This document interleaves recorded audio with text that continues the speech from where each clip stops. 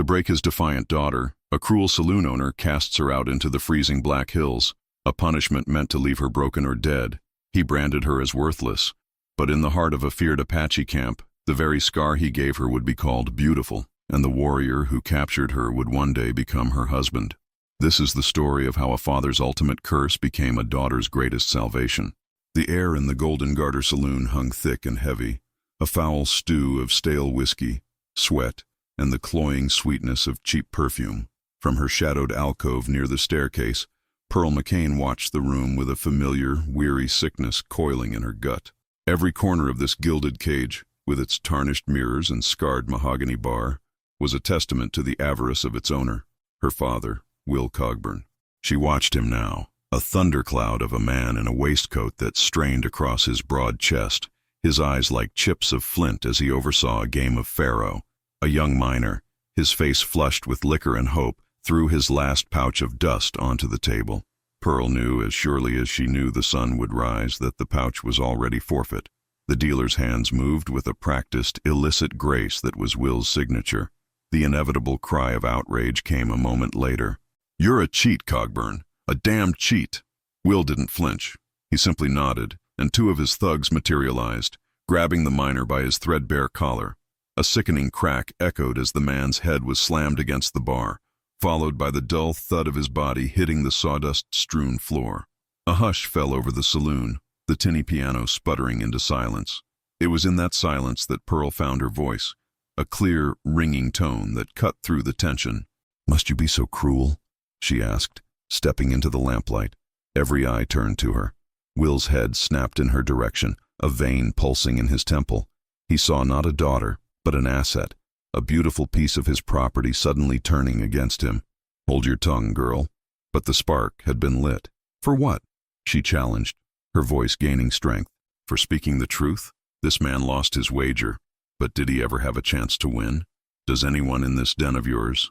The audacity of her public defiance struck Will with the force of a physical blow. His empire was built on fear and the illusion of control, and she was tearing it down before his very customers. His rage became a cold, calculating thing. He would make an example of her. He strode forward, his shadow engulfing her. "You speak of truth?" he snarled, his voice low and menacing. "The truth is you are nothing without my name and my protection. If you find my world so foul, you are welcome to leave it." He gestured grandly toward the swinging doors. "Go on. The Black Hills await. See how you fare in that savage Indian country without me." He had meant the words to crush her, to remind her of her dependence. He saw the flicker of pain and shame in her eyes, the familiar wound he had so carefully cultivated. Yet, as she turned from him, her back straight and her chin held high, he saw something else. A glimmer of unbreakable strength, cast out and abandoned. A profound sense of worthlessness washed over her, but beneath it, a tiny, defiant ember began to glow. Pearl McCain stepped out of the saloon's fetid warmth and into the cold night, the unknown wilderness before her feeling less a punishment and more like a desperate, terrifying breath of freedom. The swinging doors of the Golden Garter creaked shut behind her, a final, definitive sound that severed the last thread connecting her to the life she had known. The night air of the Black Hills was a physical shock, clean and sharp and bitingly cold against the feverish flush of her cheeks. It carried the scent of pine and damp earth, a fragrance so pure it seemed to scour the saloon's stench from her lungs. For a long, breathless moment, she stood frozen, a figure in a ruined silk dress, silhouetted against the lurid yellow light spilling from the saloon windows. Then, the sounds of raucous laughter resumed from within, and the world she had just been expelled from vanished as if it had never been. She was utterly, terrifyingly alone. Her father's voice, a venomous whisper in her memory, coiled around her heart. "See how you fare in that savage Indian country without me." The words, meant to paralyze her with fear, now served as a grim map of the dangers ahead. Every rustle in the undergrowth, every hoot of a distant owl, became the footfall of a lawless man or the cry of a painted warrior. The vast, star-dusted sky, once a thing of remote beauty, now pressed down upon her, an immense and indifferent witness to her foolish pride. The punishment he had intended felt absolute. A cold, gnawing worthlessness settled deep in her bones. She was an object discarded, a tarnished piece of property found to be flawed. By the first merciless light of dawn, The chill had seeped through her thin dress, and a desperate thirst clawed at her throat. The realities of this new world were harsh and unyielding. Hunger was no longer a distant concept, but a sharp cramp in her belly. She stumbled through tangled woods, her fine shoes torn to shreds, her soft hands scratched and bleeding from grasping at rough bark for balance. What good was knowing how to pour a whiskey without spilling a drop, or how to count cards in her head, or how to deflect the clumsy advances of a drunken miner? Here, such skills were as useless as the tarnished glitter of her dress. Yet a stubborn instinct, honed by years of surviving her father's volatile temper, refused to let her perish. She remembered a stable hand talking of how deer always sought the low ground for water. Following a barely there animal trail downward, she found it, a small, sluggish creek, its water murky but life-giving. She fell to her knees and drank, the gritty taste a sacrament on her tongue. It was the first thing she had acquired for herself, by herself. Later that day, she found the remnants of a prospector's dream, a collapsed lean-to, a rusted pan, and a blackened fire pit.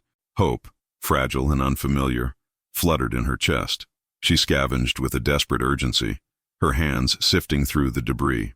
Her prize was a dented tin cup, a half-rotted wool blanket crawling with insects, and a small, waterlogged pouch containing a handful of dried beans, hard as pebbles. To the Pearl McCain of yesterday, they would have been refuse. Today, they were a lifeline. It was as she was shaking the blanket free of its inhabitants that a sound reached her, carried on the wind.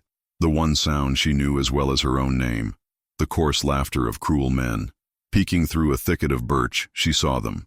2 riders, their faces shadowed by the brims of their filthy hats, their rifles resting easy in their saddle scabbards. They were opportunists, human vultures drawn to the scent of weakness, just like the thugs her father employed. Her blood ran cold. They had seen the smoke from a distant fire, or perhaps her own tracks, and followed. Panic seized her. She scrambled backward, clutching her meager treasures, her heart hammering against her ribs like a trapped bird. She ran, heedless of the branches that tore at her face and clothes, fueled by a primal terror. The sounds of their horses grew closer, their mocking calls echoing through the trees. They were toying with her. In that frantic, breathless flight, a strange clarity pierced her fear. Her father had cast her out to be broken by this world, to be consumed by its savagery. But as she ducked behind a granite outcropping, her breath coming in ragged sobs, she understood. The true savages were not a faceless tribe from her father's warnings. They were men like him, men like those now hunting her, and the freedom she had been so terrified of. It was beginning to feel less like a punishment and more like a battleground. Here at least the enemy was in the open, and her survival depended not on a tyrant's whim, but on her own will to endure. She had lost them. The mocking laughter of the 2 riders had finally faded, swallowed by the vast indifference of the forest, but their phantom cruelty clung to her like a shroud. Pearl huddled in the hollow of a lightning-scarred pine, her body trembling with a fatigue so profound it felt like a sickness of the soul. Her meager possessions, the tin cup, the handful of beans, the wretched blanket, lay beside her, a pathetic testament to her new station in life. Every shadow held a threat. Every snap of a twig sent a fresh jolt of terror through her veins. She prayed for an enemy she could see, for a fight she might understand, but found only the crushing silence of the wilderness. They did not come with the thunder of hooves or the crack of rifles. They came as the forest itself, a silent, sudden shift in the pattern of light and shadow.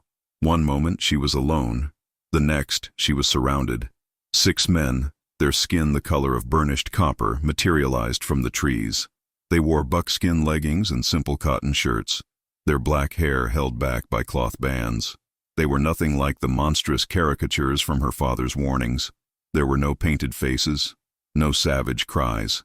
There was only a disciplined, unnerving quiet and the dark, unreadable intensity of their eyes.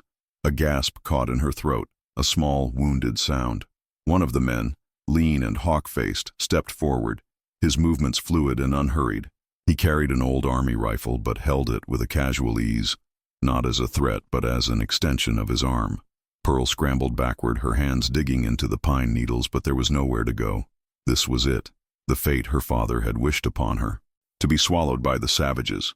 Yet as the man's dark eyes swept over her, taking in the torn silk of her dress, the scratches on her face, her raw and trembling hands, She saw no malice. She saw only a calm, dispassionate assessment, the way a man might study a strange new animal he had found on his land. He spoke a single guttural word to his companions, and two of them moved to her side. One took her arm in a grip that was not brutal, but was as inescapable as iron. She was pulled to her feet, her stolen blanket and cup left behind in the dirt. As they led her through the woods, a strange, bitter irony washed over her. She had fled men who would have used her for their sport, only to be captured by men who looked at her as if she were of no use at all. Their encampment was nestled in a hidden valley, shielded by rock formations and a screen of aspen trees. The air, which to Pearl had smelled only of pine and fear, was now rich with the scents of wood smoke, roasting meat, and something else, a clean herbal aroma that clung to the hides stretched on drying racks. It was not a den of savagery, but a village, bustling with a quiet purpose.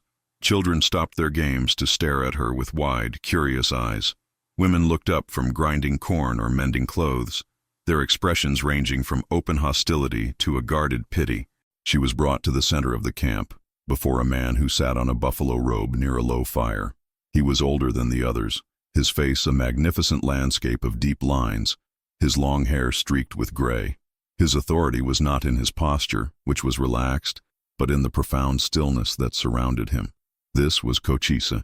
He listened as the hawk-faced warrior spoke in the low, flowing cadence of the Chiricahua tongue, his gaze never leaving Pearl.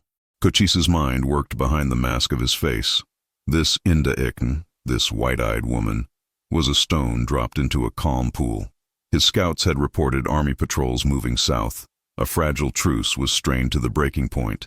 Some of his younger warriors, impatient with peace, saw every white face as a target, a reason to raid. To kill her would appease them, but could bring soldiers to his doorstep. To let her go was to risk her leading them here. She was weak, dressed in ruined finery, clearly no spy, but she was a complication he did not need. He saw the terror in her eyes, a terror he understood, for his own people had lived with it for generations. He gave a quiet command. A woman emerged from a nearby lodge, her movements brisk and certain. She was younger than Cochise, with keen, intelligent eyes that held no softness. This was Taza, the band's healer. She looked at Pearl not as a person, but as a problem to be diagnosed. Her gaze was sharp, skeptical, assessing the strange white woman for sickness or injury. Taza's duty was to her people, and this outsider was an unknown quantity, a potential carrier of the white man's diseases that had ravaged so many tribes. Pearl stood frozen under their scrutiny, a spectacle of shame. The life she had fled, for all its cruelty, had a known value system. Her beauty, her name, her defiance, they had all been a form of currency. Here, they were worthless. She was stripped bare, her worthlessness no longer a feeling whispered by her father's cruelty, but a plain and simple fact. She met Cochise's steady gaze, and for the first time, the terror warring inside her was joined by something else, a strange and unsettling flicker of curiosity. Who were these people, who lived with such quiet dignity in the heart of the wilderness she had feared? And in their world, what, if anything, could she possibly become? Life in the Chiricahua camp began not with a command, but with a silent summons. As the sun crested the valley walls, painting the canvas tents with pale gold, Taza appeared at the entrance of the small borrowed lodge where Pearl had spent a fitful night. The healer carried a woven basket and a digging stick, and with a single sharp nod, she indicated that Pearl was to follow. There was no discussion, no explanation. Her worth for now was to be measured in simple physical labor. They moved away from the main camp, into the dappled shade of the high chaparral. Taza walked with an economy of motion that made Pearl's own stumbling gait feel clumsy and loud. The healer's eyes were constantly scanning, reading the language of the earth. She would stop abruptly, point with her stick to a low, gray-leafed shrub or a cluster of tiny purple flowers, and murmur its Apache name. Then she would demonstrate, her hands swift and sure, how to harvest the leaves without damaging the root, or how to pry the bulb from the rocky soil. Pearl followed her lead, her hands, so accustomed to the smooth glide of playing cards, now fumbling and clumsy, stained with dirt and chlorophyll. The work was arduous, her back ached, and the sun beat down upon her neck, but a strange sense of purpose began to settle in her heart. This was real. The scent of crushed sage and damp earth was real. The The satisfying heft of the basket as it slowly filled was real. As they worked along a ridge overlooking the camp, the murmur of voices drifted up to them. Pearl glanced down and saw a group of warriors gathered near the horse line. One, a young man with fire in his eyes and a tense, coiled energy, spoke with sharp, angry gestures, pointing east toward the unseen world of settlers and soldiers. He was met with nods from some of the younger men, but an older warrior, his face placid, shook his head and spoke in a low, placating tone. Watching them all from the entrance of his lodge was Cochise, his expression unreadable, yet Pearl could feel the weight of his dilemma. He was a man balancing his world on a knife's edge. She saw in the young warrior's fury a mirror of the senseless violence she had fled, yet here it felt born not of avarice, but of desperation, the righteous anger of a people being pushed toward extinction. The white man's world, her world, was not just an encroaching threat. It was a poison seeping into the very soul of this community, forcing a choice between a fragile peace and a war for survival. Taza seemed to take no notice of the conflict below. She pointed to a faint scuff mark in the dirt, a single bent blade of grass. She made a motion with her hands, mimicking the gait of a deer. Pearl stared, astonished. To her, it was nothing but dirt. To Taza, it was a story. Pearl knelt, trying to see what the healer saw. Her mind, once trained to spot a cheat's subtle flick of the wrist, now straining to learn a new and far more vital form of observation. Slowly, tentatively, she began to see the pattern, the faintest outline of a hoof. A flicker of pride, sharp and pure, sparked within her. Later, as the afternoon sun began to wane, they sat in the shade of a juniper tree to rest. As Pearl shifted to ease the ache in her shoulders, the torn silk of her sleeve slid down, revealing a long, faded scar on her forearm, a thin, white line from a time her father, in a drunken rage over a miscounted till, had struck her with his silver-handled cane. She instinctively tried to cover it, the familiar shame washing over her. But Taza's sharp eyes had already seen it. The healer reached out, her fingers surprisingly gentle, and traced the length of the scar. Pearl flinched, expecting judgment or pity. Instead, Taza looked from the mark to Pearl's eyes, her own gaze holding a profound, ancient knowledge of pain and endurance. She spoke a single word in her own tongue. Then, searching for a way to translate its meaning, she tapped her own chest. "Shijie," she said, then made a gesture of something breaking. She understood. She then traced the scar on Pearl's arm again, her expression softening into something akin to respect. She looked into Pearl's eyes and said, in a low, clear voice, one of the few English words she seemed to know, "Beautiful." The word struck Pearl with the force of a physical blow. Beautiful. This mark of humiliation, this symbol of her father's tyranny. But in Taza's gaze, she saw no sentimentality.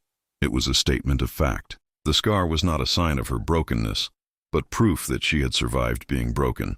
For the first time, the narrative of her life began to shift. The wilderness was not a punishment, it was a crucible.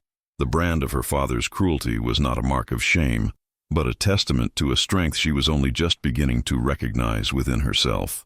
The nights were a time of communion, a drawing in around the central fire that held the encroaching darkness at bay. The day's labors were done, and the air, sharp with the scent of pine smoke and roasting corn, was filled with the low, musical cadence of the Chiricahua tongue, as stories were told. Pearl sat slightly apart, wrapped in a borrowed blanket, listening to tales of coyote tricksters and the creation of the stars. They were stories of a world woven with spirit and meaning, a stark contrast to the hollow narratives of greed and conquest she had known. Tonight, an elder looked her way, his eyes kind, and gestured for her to speak. A knot of fear tightened in her stomach. What could she offer? She knew no fables, only the grim parables of Deadwood. But she saw Taza nod encouragingly, and she saw the hawk-faced warrior who had captured her, Maka, watching from across the fire, his expression a mask of stoic curiosity. Taking a breath, she began to speak, her voice soft at first, then gaining the steady, measured cadence she had once used to calm a room of drunken gamblers. She did not speak of her own shame, but of her father. She told them of a small, tarnished locket he kept, a locket he would touch only when he thought no one was watching. Inside was a portrait of a woman with kind eyes and the faint ghost of a man in a blue soldier's uniform, his own father, killed at Sand Creek not by a warrior's arrow, but by the treachery of his own commanders. She told how Will Cogburn's cruelty was a fortress built around that old, poisoned grief, a rage against a world that had betrayed him, now turned outward on everyone he touched. As she finished, a profound silence held the circle.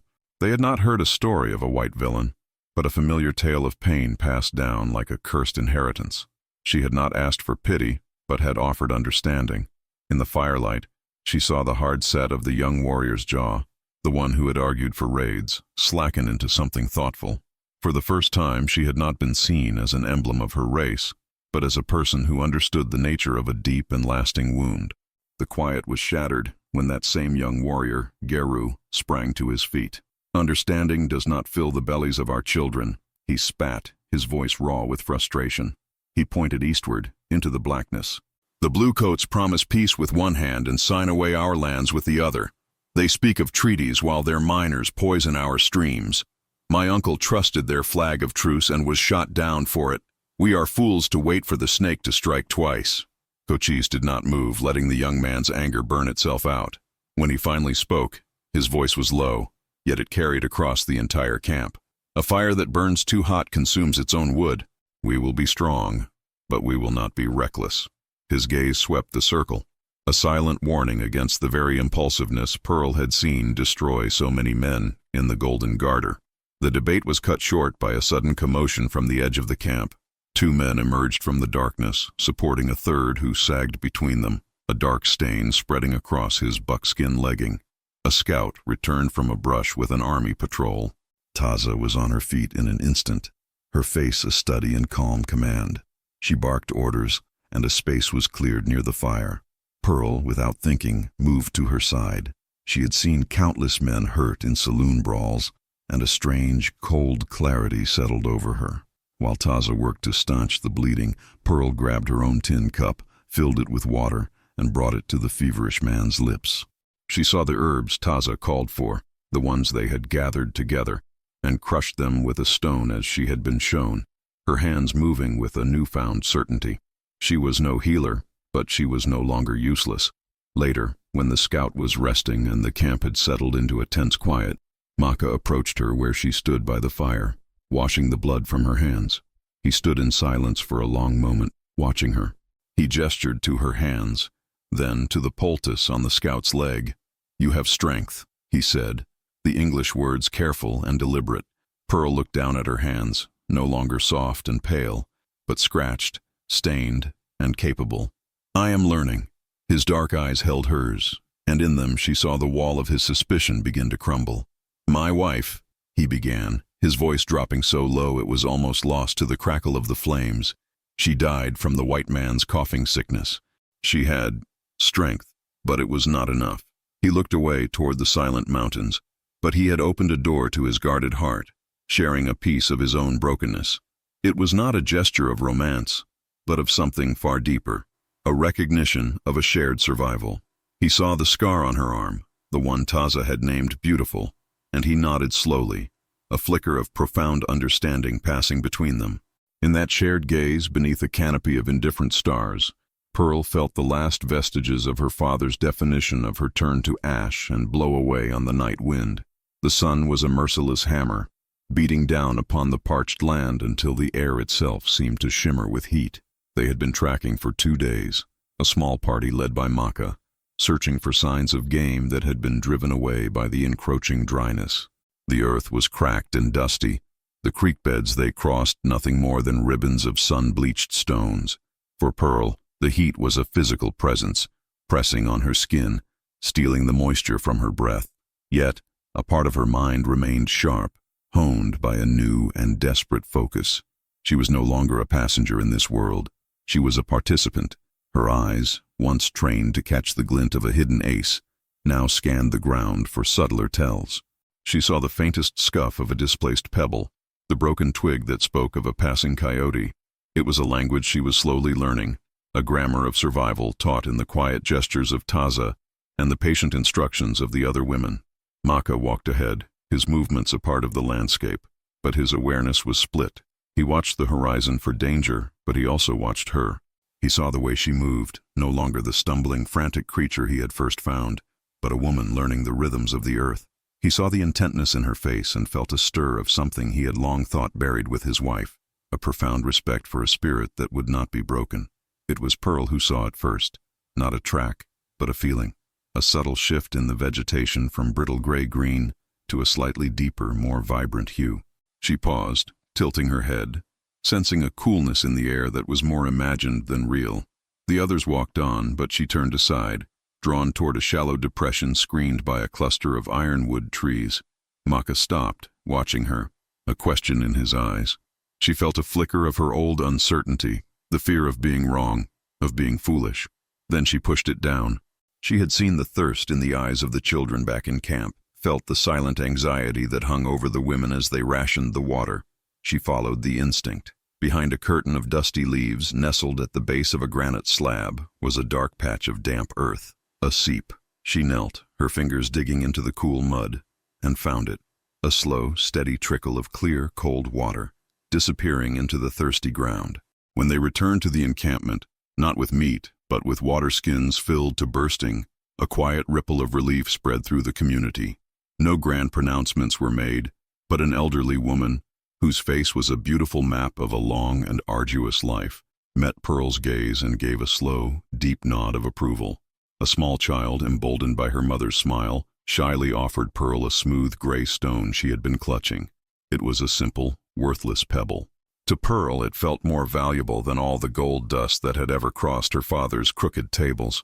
She was not a possession to be polished or a problem to be endured. She was a provider. The feeling was so new, so profound, it left her breathless. The relief brought by the water was short-lived.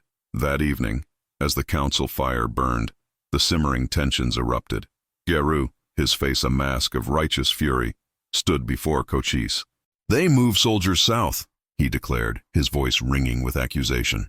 "They speak of peace, but their surveyors drive stakes into our hunting grounds. How long do we listen to their forked tongues while they steal the world from under our feet?"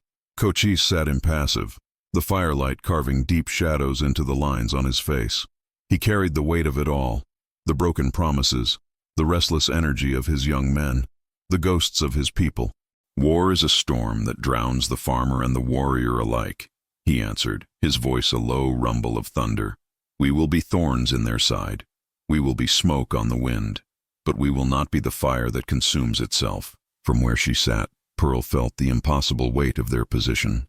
Geru's anger was the same wild, destructive force she had seen in so many miners at the Golden Garter, yet its source was entirely different. It was not born of greed or wounded pride, but of love for a people and a way of life being systematically strangled. Later, when the camp had fallen into a tense silence, Maka found her standing by the horse line, staring out at the star-dusted mountains. He stood beside her, the silence between them comfortable, earned. "You understand his anger," Maka said, not a question but a statement. "I understand what it is to watch the world you know be taken from you," she replied softly. He looked at her then, his gaze intense, searching. He was a man caught between the wisdom of his chief and the rage of his brothers, between the memory of a wife he had lost to the white man's world and the presence of a woman from that same world who showed him a strength he recognized. "Cochise sees the long path," Maka said, his voice low and rough with emotion. "But the short path is filled with the graves of our families. It is hard to see both." He did not touch her, but his confession hung in the air between them, an act of profound trust, an offering of his own vulnerability. He was sharing the wound that Geru had torn open at the fire, and in doing so, he invited her into the deepest parts of his life. Pearl simply nodded, accepting the weight of his words, knowing that in this harsh and beautiful wilderness, such fragile moments of trust were the only real shelter one could ever hope to find. The days settled into a rhythm dictated not by the saloon's clock, but by the sun and the needs of the band. Pearl found her place in the quiet industry of the women, her hands learning the repetitive, meditative work of scraping fat from a deer hide, the bone tool feeling less awkward with each passing hour. The scent of wood ash and curing leather clung to her hair, a fragrance that felt more honest than any perfume she had ever worn. She learned words for water and fire, stone and sky, the sound strange and beautiful on her tongue. Yet her integration was a fragile thing. While the children would sometimes approach with a shy curiosity, and Taza continued her brusque but steady tutelage. Others watched her with eyes like flint. Jeru's wife, in particular, would look at her with an open, burning contempt, seeing in Pearl's pale skin and foreign features the very embodiment of the world that was choking her own. The simmering tension in the camp finally broke. Jeru, chafing under Cochise's restraint, took a handful of young warriors and disappeared into the night. They returned 2 days later, not with the shame of failure, but with a dozen stolen army rifles and a wild, triumphant light in their eyes. They had raided a supply wagon far to the east, a swift and bloodless strike. A murmur of approval rippled through the younger generation, their spirits lifted by this small act of defiance. But Cochise's face, when he heard the news, was like a thunderhead gathering over the mountains. He saw not a victory, but a careless hand throwing stones at a hornet's nest. Maka stood beside his chief, his jaw tight, his gaze fixed on the eastern ridge as if he could already see the coming swarm. His fears were realized before the next sunset. A scout returned, his breath coming in ragged bursts, his message a single chilling word: Inda, soldiers. 2 of them, moving slowly, their eyes sweeping the land. They were trackers, not a patrol, which was infinitely more dangerous. The camp moved with a terrifying, silent efficiency. Fires were doused, children were gathered into lodges, and warriors melted into the rocks above the valley, their forms becoming one with the landscape. Pearl's heart hammered against her ribs, a familiar, cold terror gripping her. She watched Maka and another warrior preparing to move out, to observe the scouts from a hidden position. As they spoke in low, urgent tones, the warrior described one of the men, a face scarred by smallpox, a slight limp in his left leg. The description landed on Pearl like a physical blow. She knew that limp. She knew those scars. His name was Jedediah Kane, a vicious tracker who sometimes worked for the army, but whose true loyalty was to the highest bidder, and no one in the Black Hills bid higher than Will Cogburn. He was a man who enjoyed his work, a man whose cruelty was not a means to an end, but the end itself. A lifetime of learned silence warred with a new, urgent instinct to protect. Her father's voice echoed in her memory, a litany of her worthlessness, of her place as a silent, beautiful ornament. That world, his world, had been the true punishment, the constant threat of his rage, the gilded cage of the Golden Garter, the slow death of her own spirit. That was the wilderness that had nearly consumed her. Here, among a people who still looked at her with suspicion, she had found a purpose beyond mere survival. Maka, she said, her voice cutting through the tense quiet. He turned, his expression impatient. The man with the scarred face, she said, her words steady and sure. His name is Kane. He has tracked for my father. He is not just looking for signs. He is looking for weakness. He will look for the women, the children. He will not try to fight the warriors. He will try to burn the heart out of your camp. Maka stared at her, the information sinking in, reframing the threat from a general danger to a specific, insidious one. He saw not a frightened white woman, but an intelligence operative providing a crucial piece of the puzzle. He relayed her words to Cochise, whose dark eyes settled on Pearl, a long, calculating look that held a new kind of assessment. The fear was still there, a cold knot in her belly, but something else had taken root beside it, a fierce, defiant strength. It was the strength of choice. She was not a victim of circumstance, tossed from one savage world to another. She was here, now, using the ugly knowledge gleaned from a life of shame to defend a people who had shown her the meaning of community. Her father had cast her out to be broken, but he had inadvertently given her the very weapon she now wielded against the world he represented. The scar on her arm no longer felt like a brand of his ownership. It felt like the first line in a story she was finally writing for herself. The world had narrowed to the space between her hands. Under Taza's watchful eye, Pearl ground yucca root against a flat stone, her movements becoming less clumsy, more certain. The fibrous pulp released a clean, earthy scent that filled the small lodge where the wounded scout rested. His fever had broken, but the gash in his leg remained an angry, swollen seam. Taza was teaching her not just which plants to gather, but how to combine them, how to listen to what a wound was telling you. It was a language of instinct and ancient knowledge, and Pearl found her mind, so long occupied with calculating odds and reading the subtle tells of liars, absorbing it with a hungry focus. Taza added a pinch of a dried silvery leaf to the poultice, then watched as Pearl stirred it in with a practiced motion. A faint, approving grunt was her only praise, but it warmed Pearl more than any flowery compliment from a drunken miner ever had. Pearl, however, still saw the ghost of the clumsy outcast in her own reflection. "I am slow to learn," she murmured, a flicker of the old shame returning. Taza stopped, her sharp eyes fixing on Pearl's. She looked not at her hands, but into her face, as if searching for something deeper. "Your hands learn," Taza said, her English deliberate, "but the learning is here." She tapped her own chest over her heart. "Your chi-yi-di, your spirit, it is not slow." "It is—" She paused, searching for the word, the same one she had used for the scar on Pearl's arm. "Beautiful." The word, spoken with such calm authority, unsteadied Pearl completely.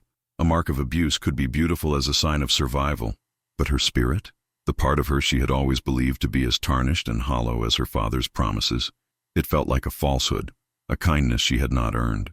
Later, as they washed the stone and their hands in the cool, chattering stream that fed the valley, the word echoed in her mind.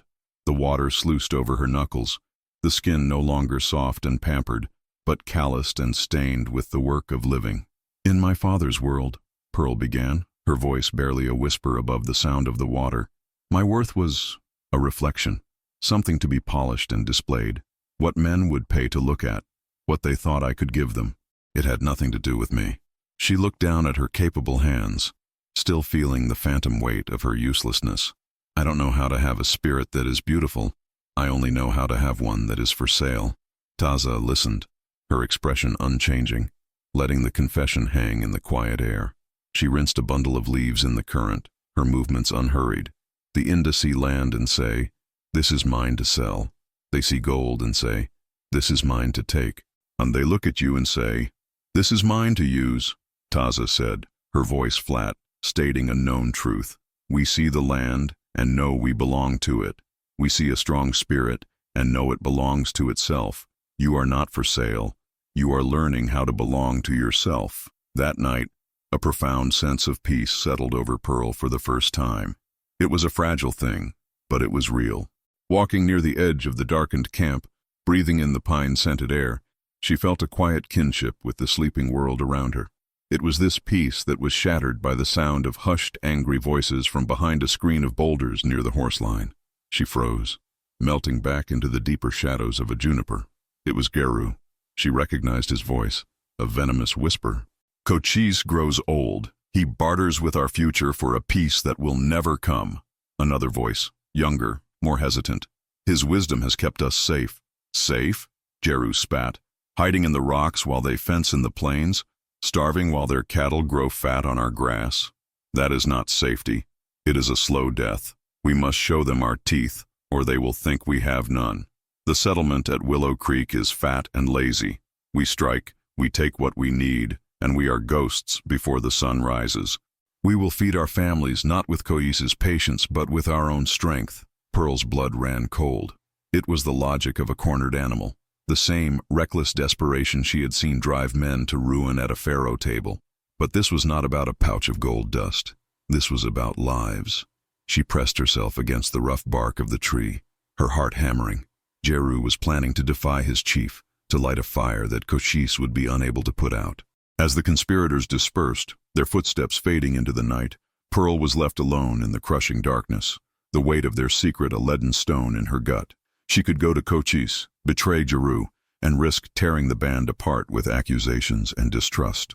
Or she could remain silent, and in doing so, become complicit in an act that could bring annihilation down upon them all, upon Taza, upon the children, upon Maka.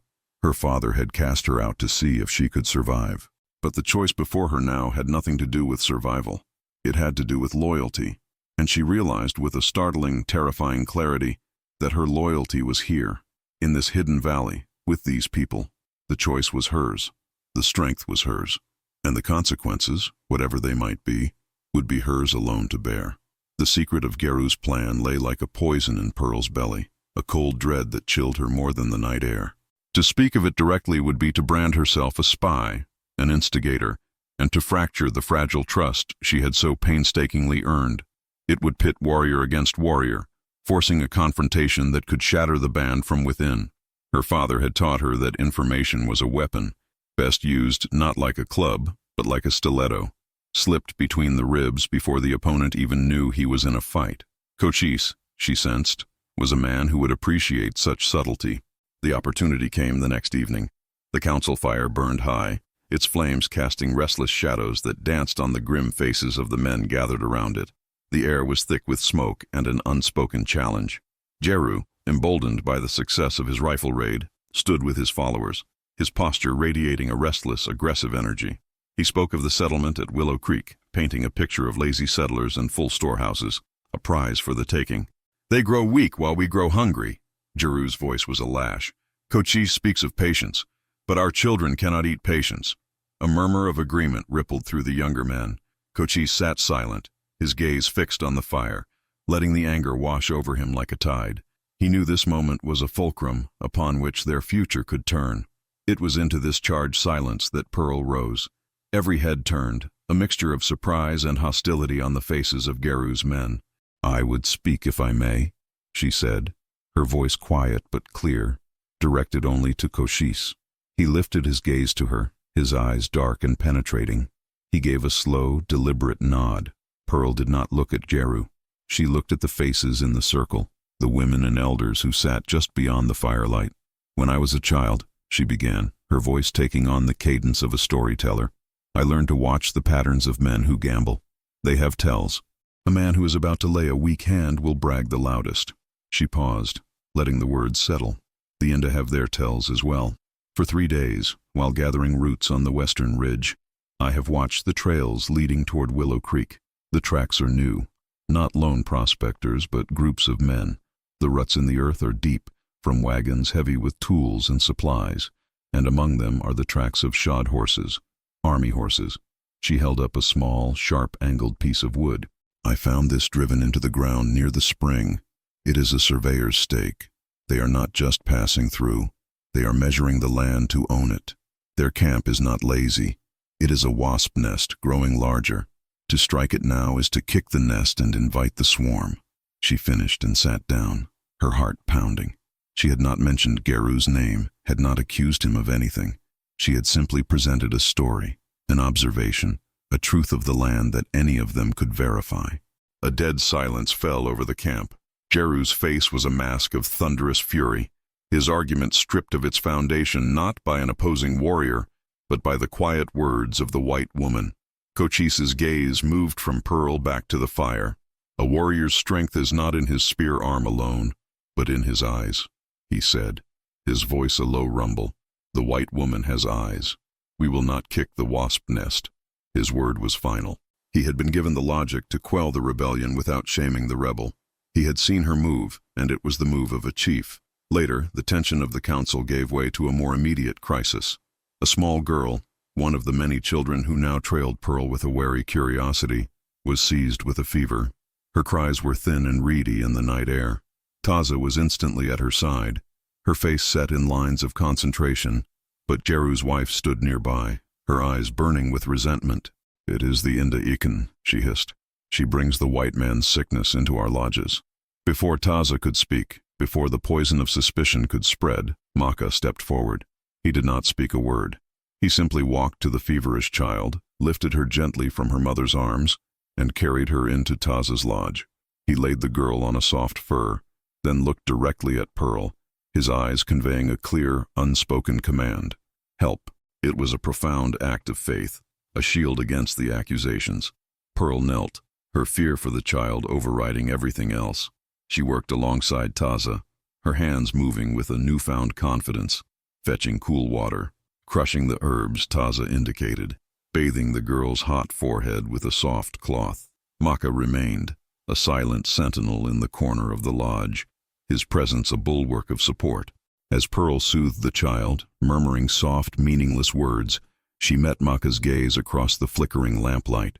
In his eyes she saw no trace of the suspicious warrior who had captured her. She saw a man who recognized her spirit, her chiedi, not by her words or her skin, but by the quiet competence of her hands and the gentle strength in her heart. He was seeing her worth, a worth she was finally beginning to see in herself. The report came like a stone thrown into a quiet pool, its ripples spreading instant silent alarm through the camp. A Chiricahua scout, his chest still heaving from his run, spoke in low, urgent tones to Cochise. He had seen two white men, moving with the patient, predatory stillness of wolves. They were not soldiers. Their clothes were the rough, trail-worn garb of civilian life. They were not prospectors. They carried no pans or picks, only rifles and a grim sense of purpose. Their eyes were fixed on the ground, reading the earth, and their path was leading inexorably toward the hidden valley. Pearl stood grinding corn with the other women, the rough stone gritty beneath her palms, but her mind froze. Every detail the scout recounted: the brand on their horses, a silver concho on a saddlebag, the specific make of their rifles, was a ghost from her former life.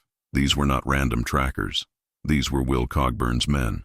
They were his hounds, and she was the fox they had been sent to run to ground. The blood drained from her face, a cold, sickening dread coiling in her gut. He had not forgotten her. He had not simply cast her out. He had marked her for ruin. Her first instinct was to flee, to run deeper into the wilderness and disappear. But she looked around at the placid, ordered life of the camp, at Taza tending her herb garden, at the children chasing a stray dog, at the old woman weaving a basket, her gnarled fingers moving with placid grace. To run now would be to lead the hounds straight to this sanctuary. The punishment her father had intended was not for her to perish in the wilderness, but for her to bring destruction upon any who would give her shelter. The choice was a razor's edge. She wiped her dusty hands on her buckskin dress and walked to the center of the camp where Cochise stood with Maka. Her heart hammered against her ribs, but her voice, when she spoke, was steady. "They are not looking for your people," she said, her gaze meeting Cochise's. "They are looking for me. They are my father's men." Maka's hand instinctively went to the knife at his belt, his eyes turning to the ridge with a hardened glare. But Cochise's gaze remained on Pearl, his expression unreadable, calculating. "You know their minds," he stated. It was not a question. "I know my father's mind," she corrected softly. "They will not be fooled by a simple cold trail. They will look for signs of a woman alone, desperate. They expect me to be weak. We will give them what they expect." She laid out her plan, her voice gaining confidence. It was a gambler's strategy, a bluff played for the highest stakes. They would create a false trail, but one layered with truth, the truth of the woman she had been, not the woman she had become. A trail that spoke of panic and foolishness, leading them far south into the unforgiving Badlands. An hour later, they were moving along the high, sun-baked ridge. It was just her and Maka. He moved with the silence of a shadow, but his presence was a solid, reassuring weight beside her. Pearl, however, felt a strange and terrible schism within herself. To lay this trail, she had to become the person she was no longer. She deliberately scraped her moccasin against a rock, mimicking a clumsy stumble. Further on, she snagged a thread from her own sleeve, a remnant of her old life, and left it fluttering on a thorny branch, a pathetic flag of surrender. Every false step was a repudiation of the strength she had gained, a performance of the weakness her father had always seen in her. It was a profound act of self-violation, but a necessary one. Maka watched her, his expression a mixture of awe and a deep, aching sorrow. He saw the grim set of her jaw, the pain in her eyes as she forced herself to reenact her own fragility. He understood. This was more than a diversion. This was an exorcism. She was confronting the ghost of her father, not with a weapon, but with the very cunning his cruelty had forged in her. From a hidden vantage point, they watched as the two trackers entered the clearing below. One was Jedediah Kane, his scarred face a familiar portrait of malice. They moved slowly, their eyes missing nothing. Pearl held her breath, her knuckles white where she gripped the hot rock. Kane knelt, his fingers tracing the scuff mark she had made. He picked the thread from the branch, holding it up. A cruel, satisfied smile split his face. They had taken the bait. They turned their horses south, toward a long and fruitless chase. As their figures receded into the shimmering heat haze, a shudder went through Pearl, a release of tension so profound it almost brought her to her knees. Maka's hand settled on her shoulder, his grip firm and steady. He said nothing, but she felt his silent acknowledgement, his respect. He looked from the departing riders back to her, his dark eyes searching her face. "You fought your father's shadow," he said, his voice low and rough, "not with his anger, but with your strength." He gently touched the white scar on her forearm, the mark Taza had called beautiful. This was his brand. "Today, you have made it your shield." In his gaze, she saw not pity for her past, but reverence for her survival. The last of her father's power over her crumbled to dust and was carried away on the hot, dry wind. Her freedom was no longer a punishment to be endured, but a country she had fought for and won. The fight was no longer something that happened to her. It was a choice she made each morning, like breathing. The knowledge settled in Pearl's bones, as solid and real as the smooth, grinding stone in her hands. She was no longer tracking to survive, but to understand. The trails she followed now were not those of deer, but of the couriers who moved like furtive ghosts between the mining camps and the distant army outposts. She used the cunning her father had inadvertently taught her, the ability to read the subtle tells of a corrupt system, to map the veins of his influence. It was a dark and sprawling web, and she was learning its geography, one dusty track at a time. She sat with Taza outside the healer's lodge, mending a torn water skin with an awl and sinew. The work was meditative, her hands moving with a practiced rhythm. "My father believes justice is a hammer," Pearl said quietly, her eyes focused on her work. "Something to crush others with, but I think it is more like a needle. Something to stitch a wound closed." Taza grunted, her sharp eyes appraising Pearl's careful stitches. "A wound left to fester poisons the whole body," the healer responded, her gaze drifting toward the small group of warriors gathered around Geru. Their voices were low, but their energy was a restless, angry hum. "Sometimes the poison must be cut out." She looked back at Pearl, her expression holding both a warning and a profound trust. "But you must be sure where you cut."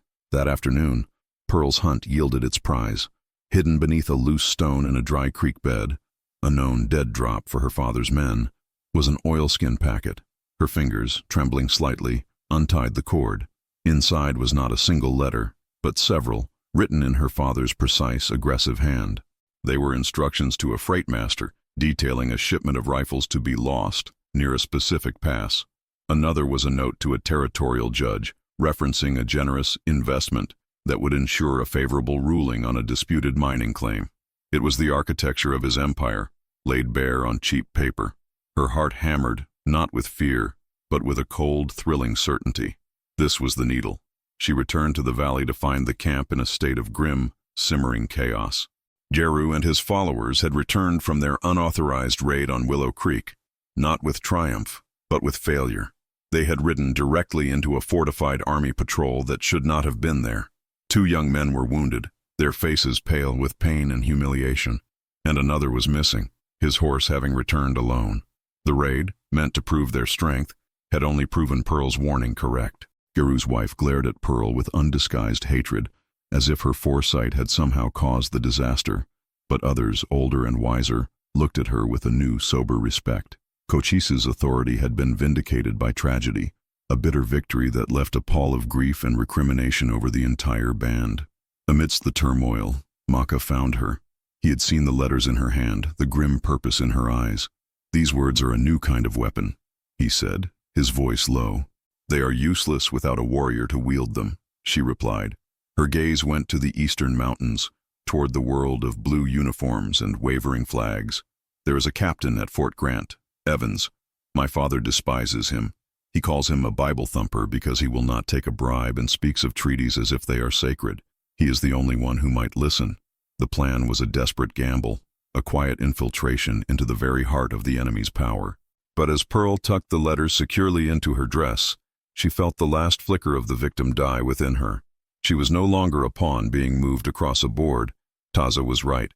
She was learning to belong to herself, and the self she was discovering was not made of silk and shame, but of purpose and steel. She was her father's daughter, and she would use the ugly, intricate knowledge of his world to tear it to the ground. The journey was a descent into a world of heat and stone. They rode east, away from the sheltered valley and into the jagged teeth of the Badlands, a place where the sun was an enemy and the earth offered no comfort. Pearl, dressed now in practical buckskin leggings and a simple tunic, felt the oilskin packet tucked against her skin, its sharp corners a constant reminder of the gamble she had undertaken. It was a weight far heavier than the letters it contained. It was the weight of lives, of a fragile peace held together by the quiet authority of one man and threatened by the desperate anger of another. She could feel the lingering stare of Geru's wife on her back, a brand of pure hatred that saw her not as an ally, but as a harbinger of the white man's poison, a walking, breathing betrayal. Beside her, Taza rode with a placid economy of motion, her body a part of the horse, her eyes constantly scanning the ridgelines. She was not merely a companion, she was a guardian, her presence a silent testament to the faith Cochise had placed in this desperate plan. To Taza, the world was a text she could read with effortless fluency. She saw the day-old track of a shod horse and knew its rider was heavy in the saddle. She noted the anxious flight of a flock of crows and changed their course to a less exposed ravine. Her silence was not empty, but filled with a ceaseless, vigilant observation. They stopped to rest in the meager shade of an overhang, the air thick with the scent of hot dust and dry creosote. Pearl uncorked a waterskin, the moisture on her lips a sacrament. The world she had once known, with its damask curtains and polished mahogany, seemed like a fever dream. Here, there was only the raw, brutal truth of survival. "My father called your people savages," Pearl murmured, her voice husky from the dust. She looked at her own hands, calloused and stained, resting on the stock of the rifle across her lap. "But his men hunt people for sport. His laws are written with bribes. His world is a cage where the strong devour the weak and call it business. I run from his savagery, only to find it follows me here." She looked at Taza, at the calm strength in the healer's face. Who are the true savages? Taza finished her mouthful of water before answering, her gaze distant, fixed on the shimmering horizon. She had seen the white man's towns, had seen the waste and the cruelty, and the hollow hunger in their eyes. She had also seen the violence that desperation could breed among her own people. The world was not so simple. She looked at Pearl, taking in the determined set of her jaw, the way she no longer flinched at every sound but instead sought its source. She saw the woman who had faced down Cochise's counsel, not with a weapon, but with wisdom. The woman who had tended a wounded scout with gentle hands. She saw not the pale skin or the foreign blood, but the spirit within. A spirit forged in one fire and now being tempered in another. Taza reached out and touched the center of Pearl's chest. "Ndi-chi-di," she said. "Your spirit." She searched for the word, the one she had used before, but now it held a deeper, more complete meaning. It was not for a scar, not for an act, but for the essence of the woman before her. "Beautiful," she said again, the single word encompassing all of Pearl's fear, her resilience, her defiant strength. It was the highest praise a Chiricahua could offer, an acknowledgement of a spirit that belonged only to itself. A profound and healing warmth spread through Pearl's chest, pushing back the cold knot of fear. She was not an imitation of a warrior, nor a pale shadow of the women she admired. She was herself, and for the first time, she felt the simple, unassailable truth of her own worth. As they reached the designated meeting place, a desolate, wind-scoured mesa marked by 3 skeletal cottonwoods, the tension returned, sharp and immediate. This was neutral ground, which meant it was safe for no one. They were exposed, visible for miles. Every shadow cast by the setting sun seemed to lengthen into a threat. Pearl's mind raced with her father's lessons in treachery. Was this a trap? Would Captain Evans be a man of honor, or just another cog in the machine of corruption?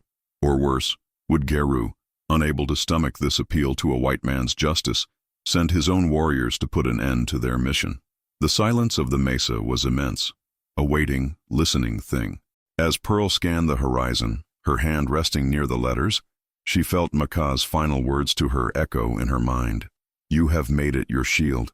She was no longer just fighting her father's shadow. She was fighting for the sanctuary she had found, for the beautiful, fierce, and worthy life she was building from its ashes. The return to the valley was a return to a world steeped in grief. The air, which should have been alive with the sounds of children's games and the rhythmic thump of women grinding corn, was heavy with a strained silence. The failure of Geru's raid hung like a shroud over the camp, a pall of humiliation and loss. The family of the missing warrior sat apart, a small island of quiet sorrow, while Geru himself stood near the horse line, his back rigid, his anger a poison that had turned inward. He had gambled and lost, and the price was paid not in coin, but in the trust of his people. Cochise watched the fractures spreading through his band, the deep sorrowful lines on his face betraying the weight he carried. He saw the accusing glances thrown not only at Geru, but at Pearl. In the eyes of some, she was the witch who had foretold the disaster, her words a curse that had brought it to pass. He knew this wound could not be healed with commands or threats. It required a different kind of medicine, one that could stitch the spirit back together. His gaze fell upon Pearl as she moved through the camp, her head held high, meeting the hostile stares with a quiet, sorrowful dignity. He saw the weapon she had brought back, the folded letters from Captain Evans, promises of investigation, the first tremors of justice. But he knew that before that weapon could be used against the outside world, the war within his own camp must be quelled. That evening, he called them to the central fire. The flames licked at the encroaching darkness, casting the faces of the assembled people in flickering shades of orange and black.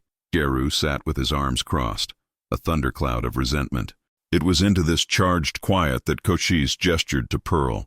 "Our ears will listen," he said, his voice a low rumble that commanded attention.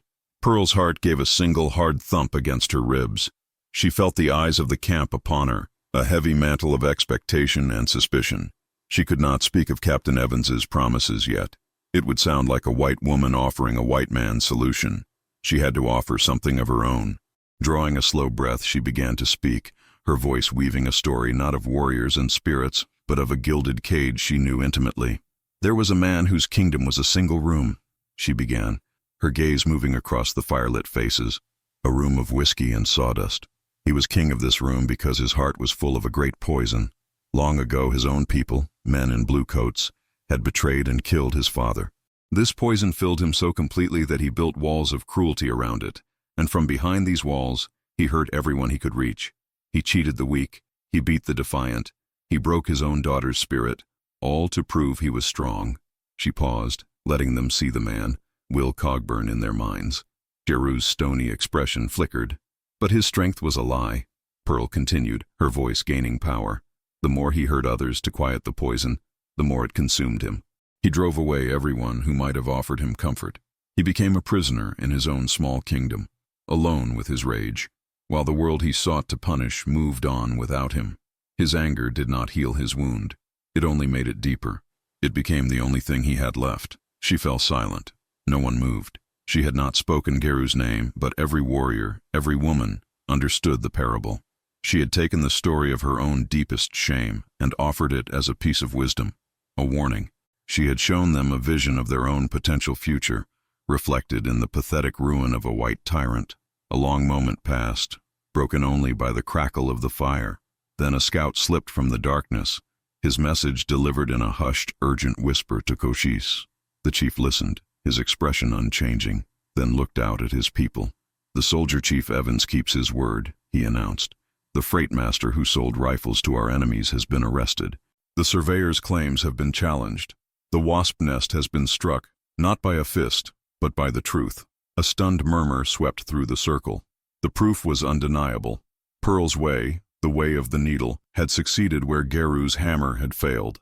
Later, in the quiet of Taza's lodge, Pearl watched the healer preparing a sleeping draught for one of the wounded boys. She took the stone bowl from Taza's hands and began to grind the herbs herself, her movements sure and steady. The shame of her father, the scar on her arm, the memory of the saloon, they were no longer brands of her worthlessness. They were the stones from which she had sharpened her spirit. They were the source of a unique and terrible knowledge that she had just used to protect this community. She belonged to herself, and she chose to belong here. Taza watched her, a rare, soft light in her keen eyes. She saw the change, the settling of a soul that had found its harbor. "You have stitched a great wound tonight," Taza said quietly. Pearl met her gaze, and in that shared look, a bond was forged that needed no further words. She was home. The swinging doors of the Golden Garter Saloon did not creak this time. They flew inward with a percussive slam, admitting a sliver of clean, cold daylight into the perpetual twilight of the den. The tinny piano faltered, heads turned from cards and whiskey glasses, eyes squinting against the intrusion. 3 figures stood silhouetted in the doorway, and a collective breath was held. The first was a man in the crisp blue of a U.S. Army captain, his face set in grim, determined lines. The second, a towering Chiricahua warrior, was Maka, his presence so alien in this gilded sty that it seemed to bend the foul air around him. But it was the third figure that drew every eye, that silenced every murmur. It was Pearl. She was no longer the girl in the ruined silk dress. She wore buckskin leggings and a simple tunic, her hair braided back, her skin burnished by the sun. She met the stunned gaze of her father from across the room. and for the first time in her life, she felt no flicker of fear.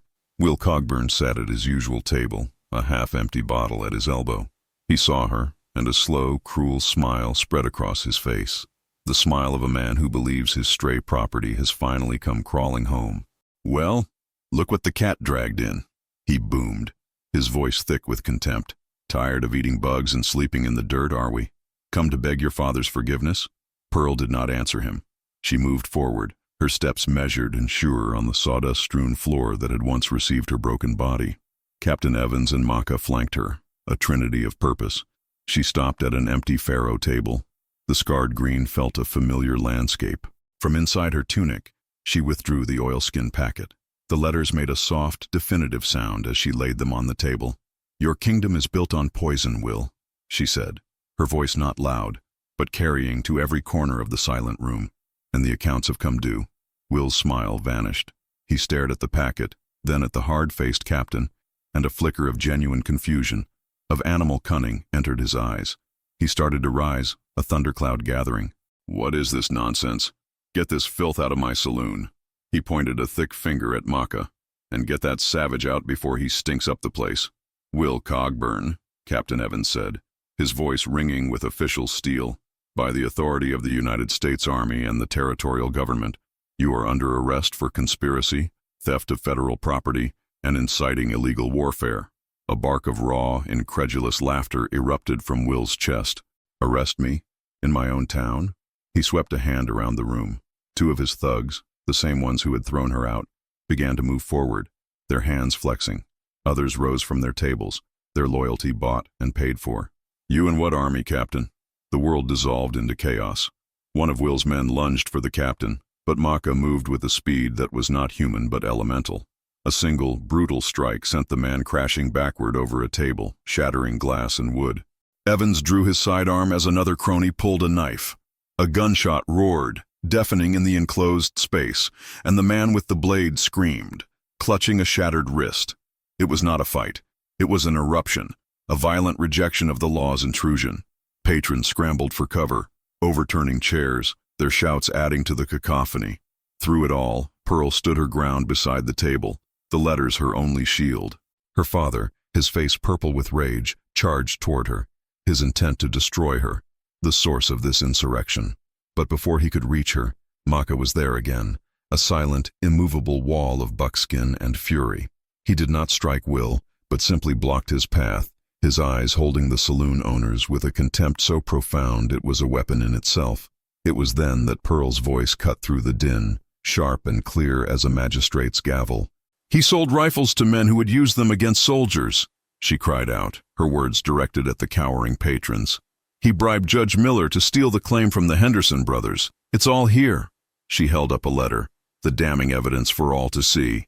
"He calls them savages, but he is the one who profits from bloodshed, who turns this territory into his own private slaughterhouse. Your losses at his tables, the fear you live with in this town, it all feeds him." Her father stared at her, his rage momentarily frozen, replaced by a look of utter, soul-shaking disbelief. He was seeing her for the first time, not as his daughter, not as his possession, but as the architect of his ruin. The punishment he had designed to break her had instead forged her into the instrument of his own judgment. As two of Evans's soldiers finally subdued him, forcing his arms behind his back, his eyes locked with hers. In them, she saw no remorse, only the black, bottomless hatred of a tyrant whose cage had just slammed shut. And in her own heart, she felt not the hot flush of victory, but the cool, clean, and quiet dawn of justice. The ride back to the hidden valley was not a return, but an arrival. As the scent of pine smoke and roasting corn reached her, carried on the evening breeze, a profound sense of peace settled deep in Pearl's soul. This was no longer a refuge from her past, but the foundation of her future. The faces that turned to greet them were not those of her captors, but of her people, her family. Their union took place not in a church with cold stone walls, but under the vast star-dusted canopy of the desert sky. By the light of a ceremonial fire, Cochise presided, his voice a low, resonant murmur that spoke of ancient bonds and the joining of spirits. Maka stood beside her, his hand holding hers, his touch a silent language of reverence and promise. He placed a simple woven band on her wrist, made from the hide of a deer he had hunted. In return, she offered him the only thing of value she had left from her old life, the small, tarnished locket her father had cherished. She had emptied it of its ghosts, and now it was simply a vessel, a symbol of a past surrendered and a future embraced. As she looked into Maka's dark, steady eyes, she saw her own reflection, but it was not the polished, empty beauty her father had prized. It was the face of a woman who had been tested by fire and had not been consumed. The scar on her arm, once a brand of shame, was now just a part of her story, a line in the map of the woman she had become. The punishment her father had intended had been the greatest gift she had ever received, the brutal, terrifying, and glorious freedom to forge her own worth. Justice had been served, but it was an imperfect, fragile thing. The Apache wars still raged beyond their sheltered canyon, a storm that could sweep them all away. There was no fairy tale ending here, no promise of a world made suddenly right. But as she stood beside her husband, a part of the quiet, resilient circle of her chosen family, Pearl understood. True belonging was not the absence of struggle, but the choice to stand firm in the face of it, together. The wilderness her father had sent her to perish in had become her sanctuary, and its heart, her home.